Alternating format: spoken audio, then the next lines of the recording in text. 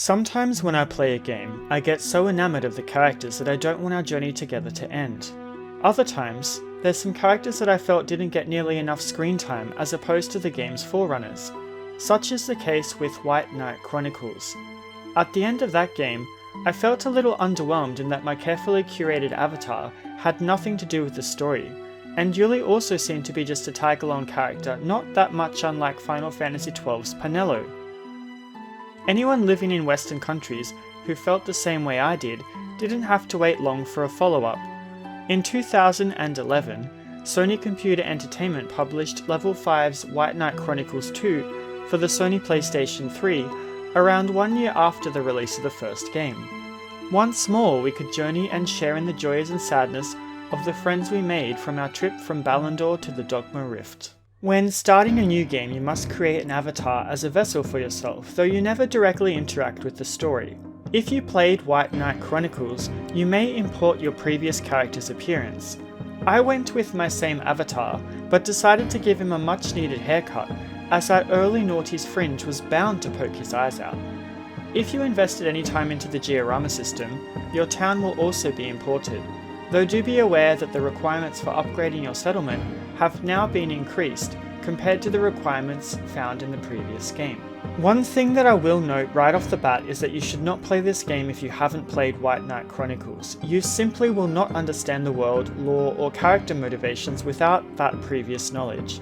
Set around a year after the events of the Dogma Rift, Knight Chronicles II drops you directly into the action with no tutorial or detailed exposition. Seti, posing as a man named Grizel, has named himself the leader of a reborn Ishrania Empire and declared war on the rest of the world. The game opens during an uprising in the Archduchy of Faria. In the previous title, you may remember that the Archduke of Faria was slain in Ballandor on the night of Princess Cisna's coming-of-age ceremony, and since then, civil unrest has overtaken the once peaceful realm. We play not as our avatar, but as Skardine, a warrior of the Archduchy who has been tasked with spiriting the Archduke's granddaughter Miu to safety out of the hands of those that would take her life. Pursued into the surrounding forest, everything seems futile as the two are cornered at the edge of a cliff. Cue our avatar and their friends intervening in their previously discovered airship to save the day. After rescuing Princess Miu and Skardine, the first thing on the agenda is to protect Father Yggdra, the guardian tree of the Farian Archduchy. After completing this task, which involved dispatching multiple magic devices, a theme that becomes common in this game, we are rewarded with the Retrospecticon, a powerful book that allows the reader to travel to the past. Using this book, the party will be able to gather insignia that will unlock Queen Murius' power when united. If you recall, Princess Cisna is the incarnation of Queen Murius. Initially, I thought the inclusion of time travel was an interesting concept. However, it is used so sparingly, and besides gathering the insignia, doesn't really serve to drive the narrative forward. It's a bit of a missed opportunity. That's not to mention that the game has you backtrack on foot through all the previous territories that you had visited in the first game. When I first started Knight Chronicles II and entered the forests around Faria, I had high expectations of what to expect in the presentation of other new areas because it was just simply so beautiful. Sadly, the number of other new locations is disappointingly few. What makes this even worse is that whilst you start the game with an airship, you don't have access to it again until the end of the game. What gives?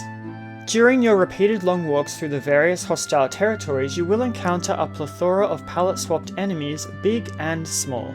Using the same formula from the previous game, you can dispatch the smaller enemies with your skills and magic, and then fall back on the abilities of an Incorruptus user to take out the bigger ones.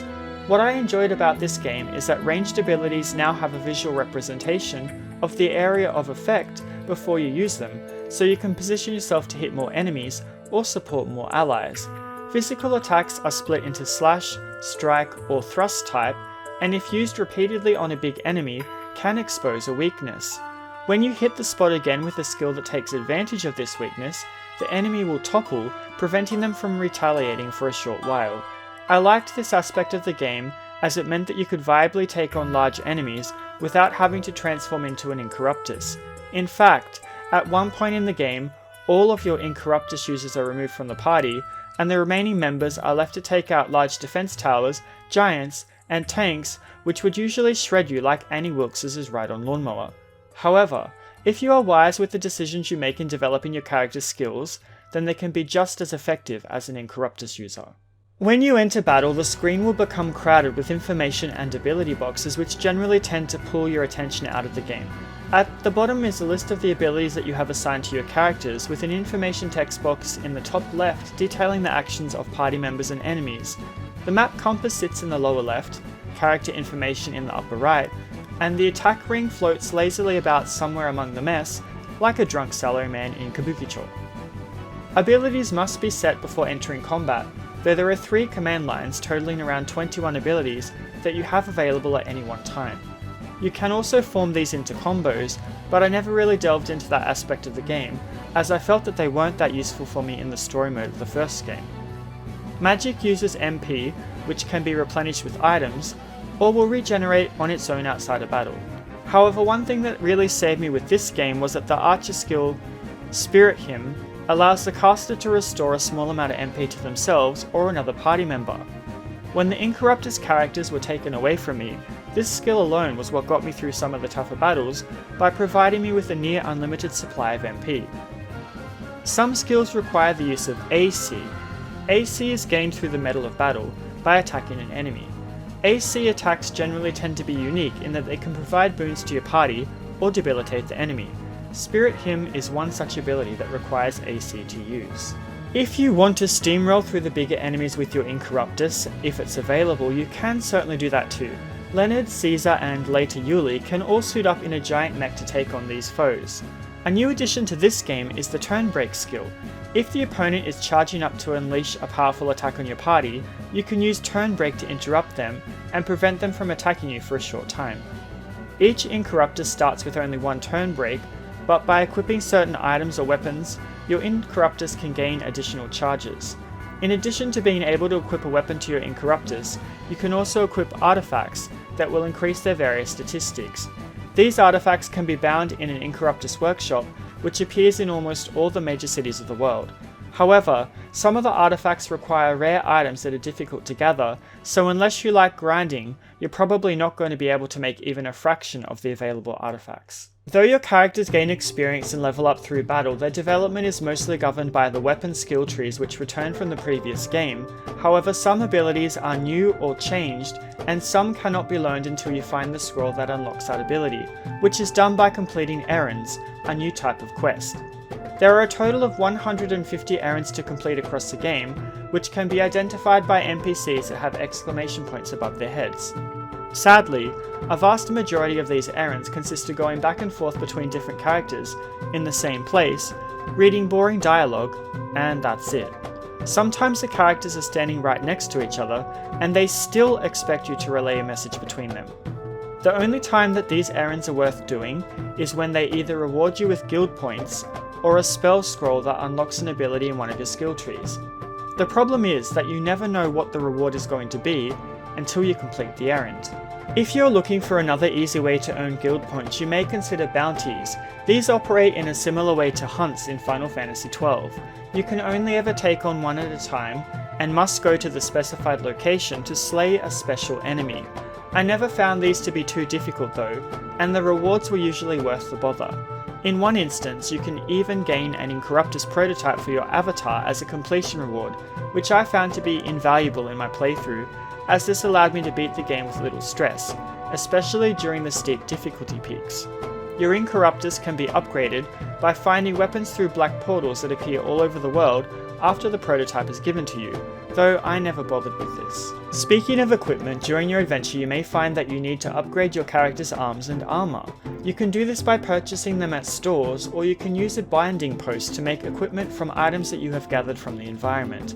In White Knight Chronicles, you could continuously click on the same gathering point in the hostile environments to get more items, but here each gathering point can only be used once before it becomes depleted. I liked this system because it streamlined the material gathering process and made it easier to gather ingredients quickly. Some of the binding recipes require items that are very difficult to acquire without grinding heavily, so I didn't tend to use binding all that much, unless I already had the requisite items which carried over from the first game. When White Knight Chronicles and subsequently White Knight Chronicles II first came out, there was an online mode where you could venture with other players using your avatar. These quests do still exist, but the servers were closed down around 2013, so you are no longer able to access the online sections of the game, which is a pity as I heard that they were quite fun to complete at the time. Even though you cannot do these quests, you can still access the diorama system, which allows you to build a village of your own and populate it with NPCs from locations in the game world. Sometimes the game will put you into situations where you cannot access towns and cities, however your diorama can always be accessed via a save point, so you're never prevented from being able to restock your inventory or outfit your characters. As I mentioned earlier, I did enjoy the new locations that were presented, from the beautiful oriental gardens of the Archduchy of Faria and its surrounding forests, to the volcanic Redhorn Island. Along the journey, because some of the views were so beautiful, I enjoyed taking out my crystal camera and taking shots of the scenery here and there. It is disappointing that the old locations had few changes made to them, which made them a chore to run through again. Equipment is individually displayed on your characters, and the number of items available has been expanded, so I did enjoy playing around with different combinations, though I do wish that you could glamour weaker equipment over stronger pieces, like the clown costume for example. The FMV cutscenes felt fewer this time around, but they were always a welcome sight. The music in this game is mostly recycled from White Knight Chronicles, though there are a few new tracks to spice things up. For example, I complained in my previous review that there was only one battle track. However, White Knight Chronicles II introduces a unique battle theme for each Incorruptus. I especially liked the Moon Maiden's theme. The new vocal track, the Battlefield Flower, is incredibly underrated. It starts out slow and like a love ballad, but morphs into this frenetic, punchy theme. It's probably one of the best parts of the game for me. The instrumental version of it is also very emotional. The voice acting is great and carries the weight of the feelings of the speakers, and I enjoyed that when running through the various locations, your party members would make idle comments, which changed depending on where you were in the game's narrative. Now he's trying to save the whole world. But me? When have you ever heard him complain about any of this? You haven't forced him to do anything. You didn't have to. White Knight Chronicles II concludes the saga of the Incorruptus users, and though I was really excited to start the game, I came away feeling a little disappointed.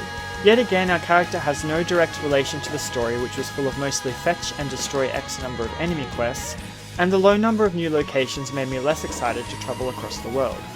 Though the battles had some quality of life modifications, they were still tedious and lost their luster after a while. If you enjoyed the first game, you may enjoy this one, but I don't recommend picking up this series unless you're a real hardcore JRPG fan with low expectations, as the story simply will do nothing for your soul. By the way, are there any games that you have played where the sequel didn't live up to the expectations set by the prequel? Let me know in the comments. This has been Benoit with a review of White Knight Chronicles II for the Sony PlayStation 3. If you enjoyed this video, feel free to drop me a like, or consider subscribing for more great game review content. As always, take care of yourselves, and I hope to see you again next time. Bye bye for now.